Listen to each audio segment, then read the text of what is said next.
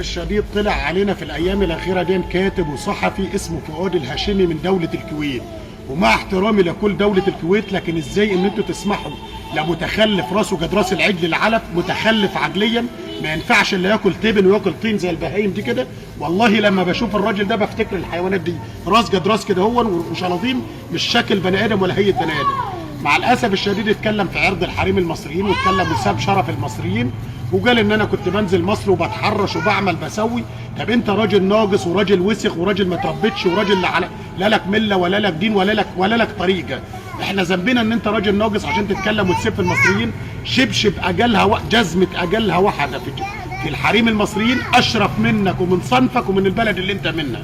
وطالما اهل بلدك واهل الكويت ما ردوش غيبه المصريين، ومحدش من الكويت طلع ورد غيبه المصريين وقال ما هو فؤاد الهاشم لازم يشتم في مصر يا اهل مصر، ما ده شيء طبيعي. انتوا مندهشين ليه؟ طب يا عم فؤاد، اذا كنت بتغلط في ستات مصر والدعاره ونسوان مصر، طب مش تعرف الناس اصلا في مصر اختي تبقى مين؟ مش تعرف برضو شعب مصر ماما كمان تبقى مين؟ مش تعرف برضو اهل مصر بابا ما شاء الله يبقى مين؟ عامل البوفيه. يا عم فؤاد يا هاشم، مش تعرف مصر واهل مصر يا اللي بتغلط في ستات مصر مين عشيق اختي حبيبتي الامير